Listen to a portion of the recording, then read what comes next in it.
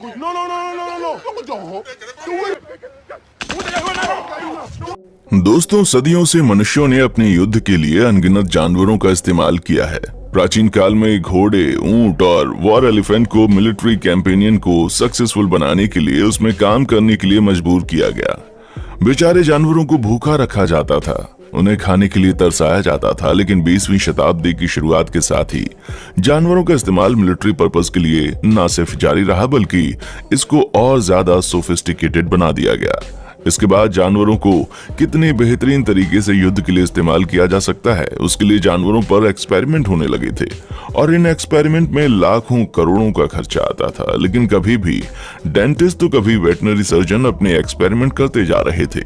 तो चलिए दोस्तों, आज के इस वीडियो में देखते हैं कि कैसे बेजुबान जानवरों का इस्तेमाल युद्ध के लिए किया जाता था और किया जा रहा है। दोस्तों, वर्ल्ड वॉर 2 के दौरान सोवियत संघ ने नाजी जर्मनी के टैंकों के खिलाफ विशेष रूप से ट्रेंड कुत्तों का इस्तेमाल किया।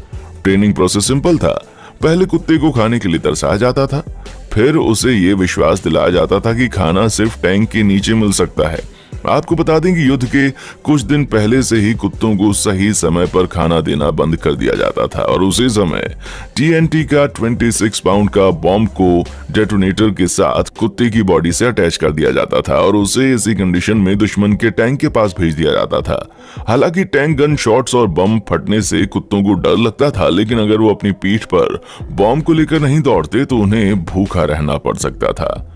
ये तो हम सब जानते हैं कि डॉल्फिन्स एक इंटेलिजेंट फिश है जो सब कुछ जल्दी सीख जाती है। तो आपको बता दूं कि डॉल्फिन्स रशिया, US और यहाँ तक कि यूक्रेन की नेवी के द्वारा लगातार इस्तेमाल की जा रही हैं। यहाँ की सेनाएं डॉल्फिन्स को सिखाती हैं कि तैरती हुई एक्सप्लोसिव को दुश्मन के डाइवर के एयर टैंक्स में कैसे अटैच करना है। और साल 2003 के इराक कैंपेन के दौरान डॉल्फिन ने समुद्री खान का पता लगाकर और उनके शिप के लिए रास्ता क्लियर करके US नेवी की मदद की थी। लेकिन सोवियत एंटी टैंक डॉग अभी तक ऐसे मिशन के लिए अनसक्सेसफुल रहे हैं, क्योंकि सोवियत सोर्सेज के हिसाब से कुत्तों ने नाजी जर्मनी के 300 टैंकों को उड़ाया था, जबकि जर्मन कमांड ने उस समय फौरन कमांड किया था कि अगर कोई भी कुत्ता उनके एरिया में नजर आता है तो उसे शूट कर दिया जाए। यहाँ तक कि लुफ्टवाटा फाइटर पायलट्स को भी इन कुत्तों का शिकार करने की जरूरत पड़ गई थी, जिसकी वजह से कई कुत्ते आउट ऑफ कंट्रोल भी हो गए थे और उन्हें सोवियत सैनिकों के पास भेजना पड़ा था और इन्होंने अपने खुद के कमांडर्स को मुश्किल में डाल दिया था। साल 1942 तक एंटी डॉग कुत्तों का इस्तेमाल बंद हो चुका था, लेकिन जानवरों को हथियार के रूप में इस्तेमाल करने का क्रेजी आइडिया आज तक साइंटिस्ट के दिमाग को परेशान करता रहा है।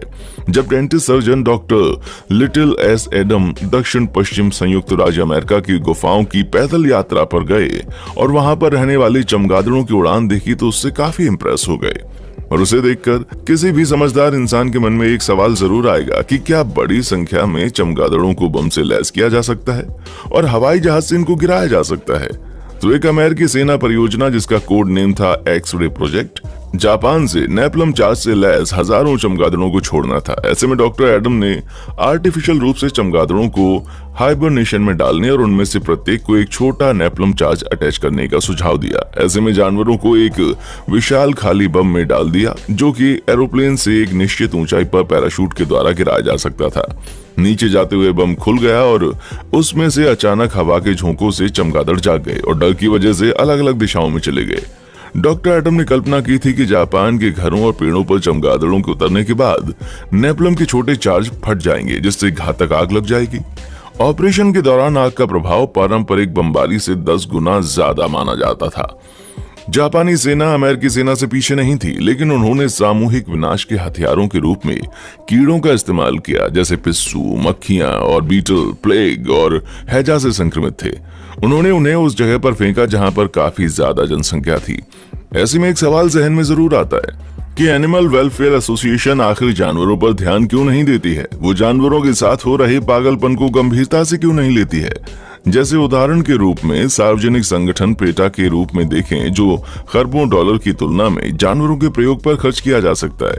उनके डिफेंडर्स का साल 2020 में जो बजट था वो सिर्फ 66.3 मिलियन था और इन सब में ये सिर्फ उन लोगों के द्वारा दिया गया डोनेशन था जो जानवरों से प्यार करते हैं। इन्हें एक वीडियो में देखा जा सकता है कि जहां इन्होंने एक तरफ ये दिखाया है कि देखो जहां कहीं पर भी जानवरों को एक्सप्लॉइट किया जा रहा है तो वहीं दूसरी तरफ उन्हें प्यार से भी रखा जा रहा है। ये लोग ऐसे वीडियो दिखाकर दर्शकों की सिंपैथी जगाना चाहते हैं। अपने इस वीडियो से ये लोगों को जागरूक करना चाहते हैं। वैसे सभी जीवों को बराबरी की रिस्पेक्ट मिलनी चाहिए। आप और हम भले ही जानवरों को लेकर अपनी सिंपैथी जताएं, लेकिन मिलिट्री तो बस जानवरों को युद्ध में इस्तेमाल करने का सजेशन दे सकती है। तो हम बात कर रहे थे जापानी सेना द्वारा कीड़े मकोड़े इस्तेमाल करने की। तो भाई साल 2002 में इन्हें घनी आबादी वाले क्षेत्रों में बमों के साथ गिरा दिया गया। इतिहासकारों ने पाया कि जापानी सेना के संचालन के परिणाम स्वरूप लगभग 4,40,000 चीनी नागरिकों की मृत्यु हो गई। ऐसे में न्यू मैक्सिको में एक सैन्य अड्डे पर एक छोटे न्यूक्लियर टेस्ट के बाद अमेरिकी प्रोजेक्ट एक्सरे को रद्द कर दिया गया। कुछ चमगादड़ जल्दी हाइबरनेशन से बाहर आ गए और भाग गए, जिसका परिणाम यह हुआ कि सैन्य हैंगर और यहां तक कि जनरल की कार भी एक जमीन पर जल गई। वैसे जानवरों का भला क्या नहीं हो सकता। एक CIA प्रोजेक्ट जिसका कोड नेम था एक्रोस्टिक किटी प्रोजेक्ट, जिसे क्रेमलिन के द्वारा संयुक्त राज्य अमेरिका की मदद के लिए 60 के दशक में शुरू किया गया था। क्रेमलिन पर जासूसी परियोजना का विकास 5 साल तक चला। विक्टर मार्चिती के अनुसार एक पूर्व CIA ऑफिसर ने इस ऑपरेशन से रिलेटेड कई फैक्ट्स रिवील कर दिए थे। ये विचार वेटनरी सर्जन के दिमाग में आया कि क्यों ना एक जासूसी बिल्ली बनाई जाए। उन्होंने इसके लिए एक साधारण बिल्ली को आवारा ध्वनि उपकरण में बदलने का विचार बनाया। इसके लिए बिल्ली के पेट को काट दिया गया और उसके अंदर एक ऑडियो रिकॉर्डिंग डिवाइस रखी गई, जिसके विशेष तारों को उसके कानों और दिमाग तक फैलाया गया। ओहो, अगर बिल्ली भूखी थी या फिर सेक्सुअली एक्साइटेड होती थी तो तारों के माध्यम से एक ऐसी धारा चलती थी जो इन रिक्वेस्ट को दबा देती थी। दुर्भाग्य से एक्सपेरिमेंट थोड़ा गलत हो गया। दरअसल जैसे ही बिल्ली के निशान ठीक हो गए तो उसके साथ आसानी से बातचीत करने के लिए पहली बार बिल्ली को बाहर भेजा गया। जब ये बिल्ली थोड़ी सी बड़ी हो गई और सड़क पर चलना शुरू कर रही थी तो ये आसपास देखना भूल गई और इसके ऊपर से एक टैक्सी गुजर गई, जिससे उसकी मौत हो गई। मार्चिटी के अनुसार इस परियोजना की लागत लगभग $25 मिलियन आई थी। मतलब ये कीमत मानवाधिकार संगठन पेटा के सालाना बजट की लगभग आधी थी। जर्मनी और जापान के वैज्ञानिकों ने Max Planck Institute for Molecular Cell Biology and Genetics के वेलेंट हटनर के नेतृत्व में बंदरों के ग्रह की याद दिलाने वाले एक प्रयोग में मानव जीन के साथ मिक्स करके वानरों के दिमाग का विस्तार किया। एक्सपर्ट्स ने एक जीन लिया जो मानव मस्तिष्क में स्टेम कोशिकाओं को नियंत्रित करता है और इसे सामान्य बंदरों के दिमाग में रख देता है। संशोधित बंदरों के सर का आकार प्रेगनेंसी के लगभग 101 दिनों में 2 गुना हो जाता है, जिसकी वजह से 8 फेट्स पहले से ही ज्यादा डेवलप और इंसानों की तरह दिमाग लिए होते हैं।